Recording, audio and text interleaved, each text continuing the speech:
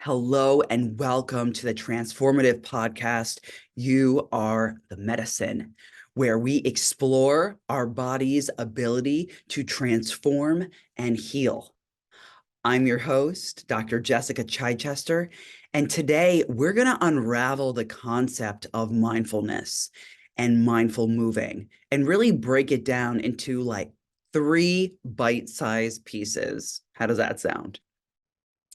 This is a journey of an understanding, empowerment, and connection with our own inner healing, inner healers, because you are the medicine. Mindfulness is the art of just being fully present wherever we are and no matter what we're doing, right? Without being overwhelmed by our surroundings. So what that simply means is not being attached to anything that's going on outside of us or even inside of us. So this simple concept has like taken off in the last couple of years. I mean, I've been doing mindfulness and meditation for over 20 years. I first got introduced when I was working at a health food store when I was 15 years old, but I really connected with the power of prayer when I was a kid. So, write in the comments below when you first got into mindfulness and prayer, anything of like that, meditation, just so we all feel like we're a part of one community. So we're going to cover the basics of mindfulness, but also how to integrate movement into it for those of us who find stillness challenging. And although I've been meditating since I was a child, right, for over 25 years, I still find it difficult at times. I really find movement as like a celebration of life and a moving meditation. So I'm going to teach you how to go into that. We have 3 points today. 3 points. I'm going to look at my notes a little bit so I don't miss anything and I could stay focused with my ADD. Speaking of my ADD, today's oil is called Transformation. And I love this oil. It's lemon, peppermint, sandalwood, clary sage, sacred frankincense, and so many others. For it just has a sense of purification and expansion. I really like it. Sometimes I use this one as a pre-workout too. Okay. So, number one, you can set aside some time for mindfulness, whether it's stationary or moving. A few minutes in your daily practice is powerful. Now, here's the thing. When we're sleeping all night, right? We talked about this in episode 1. Our brain is like cleaning itself out. And when we wake up, we're like a baby coming out of its cocoon. I mean, this is prime real estate. This is prime real estate to really get our mental health, our spiritual practice, and our day in order. So if you want to have a better relationship with yourself, part of that means by sticking to some practices that work really well for you. And during the course of this podcast, I'm going to give you a bunch of tools that you can put in what I call my invisible Mary Poppins bag. It's all these mindfulness tools, these life tools. So whenever you're in a certain situation, poof, it's already there neurologically. You already know it. And you can just pull out a tool and see what works for you. And going back to the morning practice, one tool that really works for me in the morning is, you get up, if you have to go to the bathroom real quick, come back to bed. I like to go on my Beamer, which is a blood flow device.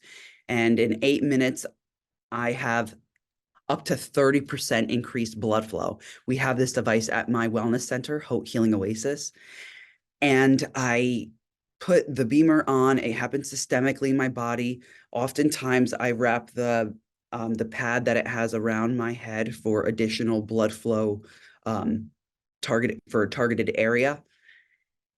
And sometimes I'll just breathe, just, do box breathing or just feel all these deep breaths going in and out of my body and imagining some light on the top of my head and just flushing this light with each breath throughout my body. and it infuses my cells, and I imagine it infusing my brain, infusing my eyes, infusing my lungs, my throat, any area that has pain or discomfort. This is what the breath does. And when it works together with the beamer, it's like magic, my friends. It's like science meets, I don't know, skyrocketed manifestation, I feel. So that's my morning non-negotiable. And whether you have the beamer or not, you can still do this practice and imagine, right, that blood, that light moving throughout your body. But if you're in the Stanford area and haven't tried it, you got to come to HHO, mention this podcast. We'll give you a complimentary free 20-minute session. So this breath work in the morning, it's totally crucial. So setting aside some time for a mindfulness practice is what's going to help you feel safe on the inside, because now you have a non-negotiable and you're not gonna get out of it. This is it. This is your sacred space with yourself. It doesn't matter what else is happening. I do this before my phone. This is the most important because it's signaling to my soul and to my body that I'm the most important, and to come back into it. Even in the morning while I'm doing that, sometimes I have my hand on my heart and my other hand is on my beautiful flower. Okay? And why? Because so often in our society, we are literally cut off from the waist down. I mean, think about it. It's like, not to get into this, but I'm going there. Like, pornography is legal over here, and somehow people could still access child pornography. And all of this pornography gives us like a a such a surge of dopamine that we burn out those centers. And so our society has this like strange view of sexuality and sensuality. Okay. It's like connecting in private in the dark with some of the things that they allow, such as pornography. But then in our regular life, they teach us, right, from a young age to not even like our body. I talked about that in episode 1, to not even connect with ourselves. And our power as females and our power as people is to connect with our whole body, to bring our chakras in alignment, to say yes to every part of us. And if we've had trauma, right, from that beautiful flower, from the waist down, even the trauma doesn't have to be ours. It can be passed down generationally, and we just take those stories on, like I spoke about in episode 1. That when we connect and can connect our heart and our flower together, then we can really listen to ourselves throughout the day. We can bring all of who we are into the conversation and really feel on a physiological level what is good for us. So I encourage you that when you do this morning routine, that you connect with your body and you bless it. And this is a nice, beautiful way of moving through the trauma and upgrading our soul as well. So with number 1, setting aside time for mindfulness, you could even do this while you're moving. I mean, a morning exercise routine is awesome. Even if it's 5 minutes, like I said last time, of calf raises. And I really learned that from an Andrew Huberman podcast. He's a chief of neuroscience at Stanford University. And he said, listen, even if you're sitting down, raising the calves, right? Our second pump that goes from our heart, the blood flow goes down and then the blood comes back up.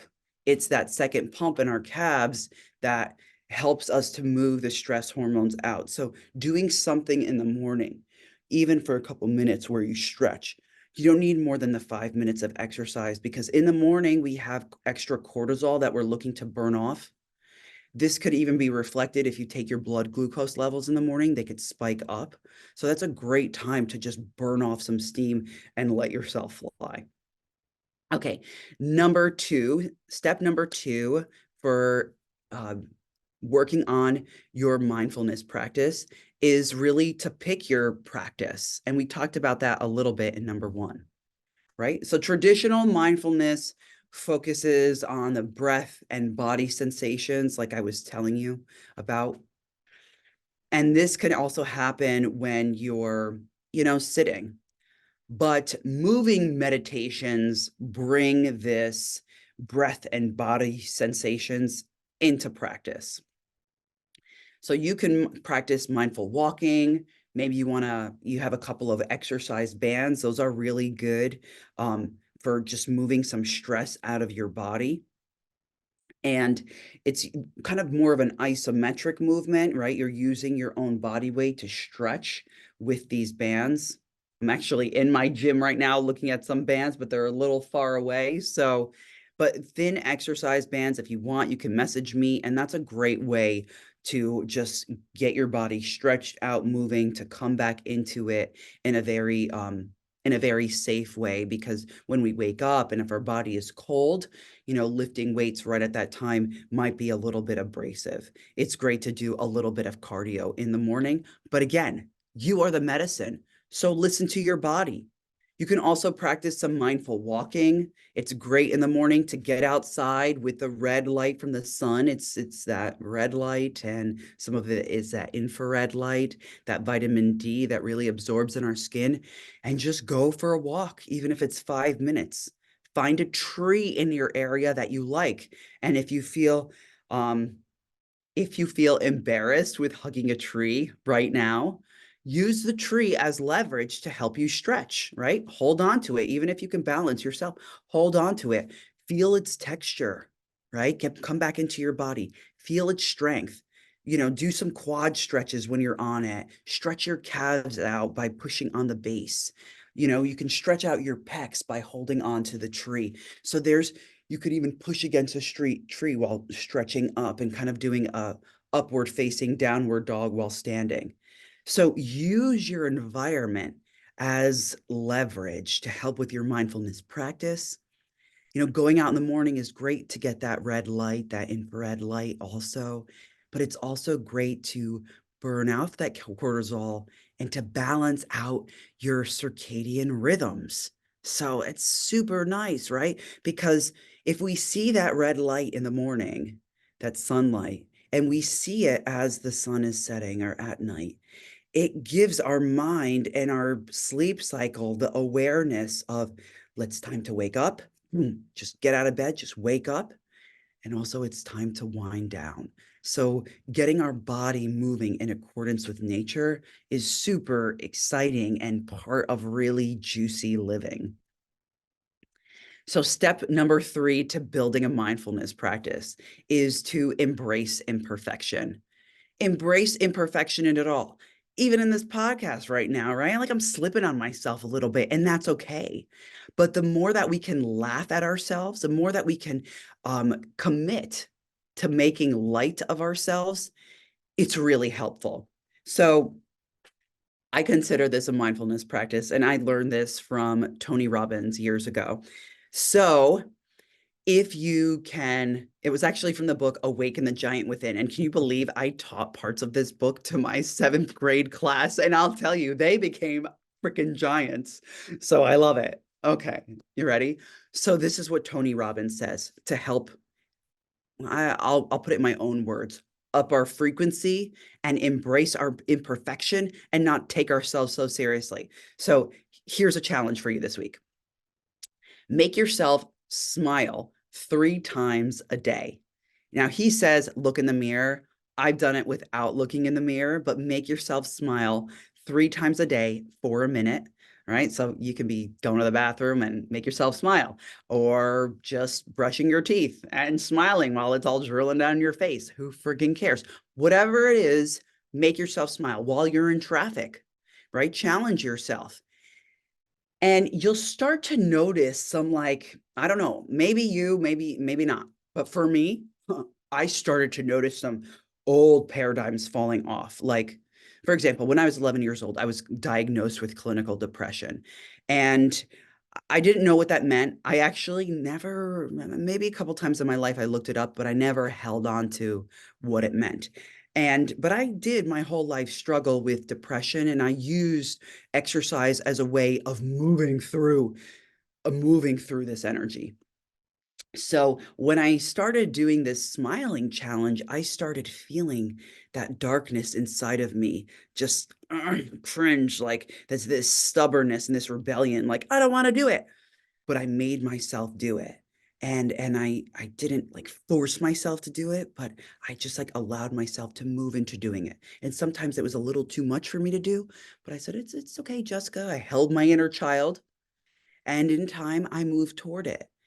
And sometimes are easier than others, right? That's why mindfulness is a practice. But I started to notice that with making myself smile 3 times each day and making myself, he also says, laugh 3 times a day for no apparent reason, that it caused me to raise my vibration. It caused me to have this other level of resilience.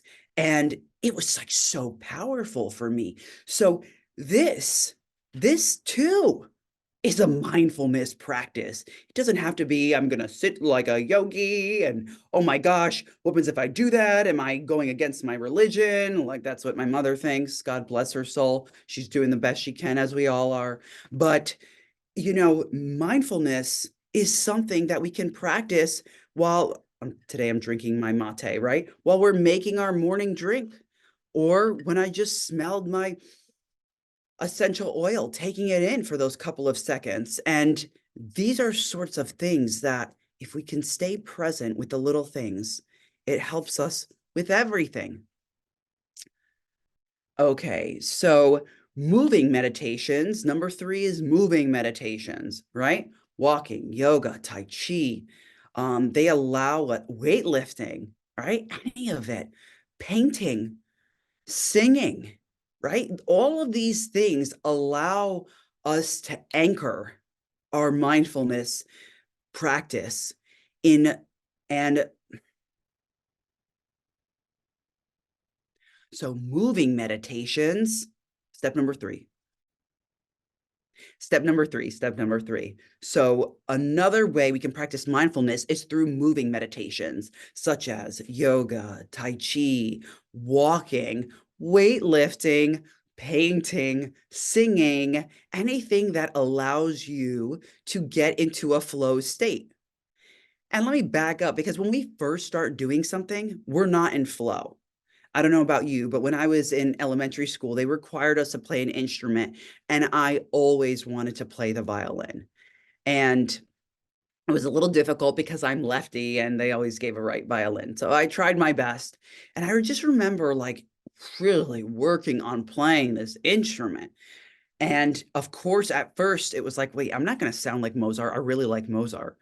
I'm not going to sound like Mozart. I got to practice this. And so at first, when we practice something, whether an instrument or an exercise program or a style of cooking, whatever it is, we're not in a flow state. There's a structure that we need to follow in order to learn the instrument. It's the same thing with learning the instrument of ourselves and our body. There's a structure to follow. And so once we get that structure, once we get the information, once we practice it enough, once we connect with it enough, from that posture in our heart where we say yes, because that's where it happens all first, my friends, is the posture of the heart. And yes, and we keep at it. At some point, oh my gosh, we're making music in our lives. So I hope that helps you. I think about even starting our business. At first, I didn't go to school for business. I didn't know how to do it. I was completely overwhelmed, right? I'm a school teacher. That was my trained profession, right? I didn't know how to do social media, marketing, how to connect with people. I knew how to talk to children, but I didn't know how to connect with adults, right? In these different tone of voice. I knew how to talk to middle schoolers who needed somebody to help motivate them, inner city.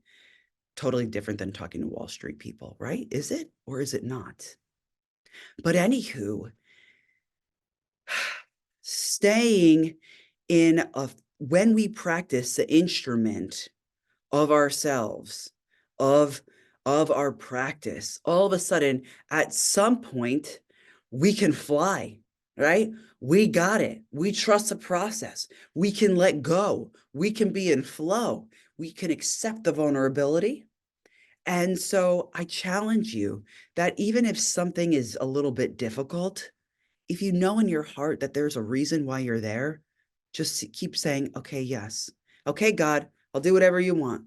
I know this is the best thing for me. I want to upgrade myself. I'm going to do the best I can. And so moving meditations or moving arts or dance or singing, anything like that is particularly beneficial for people who have a hard time sitting still, like children or me, maybe you. And by focusing on the rhythm of our steps or the flow of our movements, we can cultivate a deep sense of presence and awareness. So here's one way, one method that you can try. Okay, so start by standing still and noticing the weight of your body on your feet. And you can feel it kind of bow yourself back and forth, right to left, closing your eyes to where you feel like you're equal on all sides of your feet. And from your feet, you can kind of energetically in your mind's eye or physically squeeze your ankles, your inner thighs, your butt, your pelvic floor, okay, your flower, your kegels, your belly. Breathe up into your chest, your arms, right? Draw your shoulders back, lay your arms down, breathe, and imagine this energy going up to your head. And then relax all that. So you squeezed everything, and then you relax everything, and just start moving, start walking, and paying attention to the weight going back and forth on each foot. And so many studies show that when we walk, we are working out both sides, both hemispheres of the brain as well. So you're helping this connectivity within your body and all systems really fall back into balance. So feel yourself going from heel to arch, your leg lifting up, placing it down. And I don't know if anybody here has had to ever go through physical therapy, but after I had my breast and butt implants explanted, I really had to connect back with my body. I mean, when I had the implants, I felt like I was falling out all over the place, like I couldn't find center. So walking slow and methodically with ease and grace, saying, I'm healing. My body is a healing making machine. My body does wellness, only wellness, always wellness, really helped me go forward. And I would listen to positive things as I was walking to help me start walking again. So don't just say, okay, I'm going to go out and walk. How many calories am I going to burn? Oh my God. This is a way that I used to be. This is a way that a lot of people are or used to be, right? Check the heart posture before you go out. Put something positive on that you're listening to. Maybe even in one ear, your music that gets you in a flow, and another ear, the wind. And ask your guides, your family, whoever it is, your ancestors, the earth, God, to come in and speak to you during this walk. My gosh, I've built my business and executed so many things. I feel like I've conquered the world while having this communion, this like literally holy moment in my walk, these holy moments. And I found it just so therapeutic.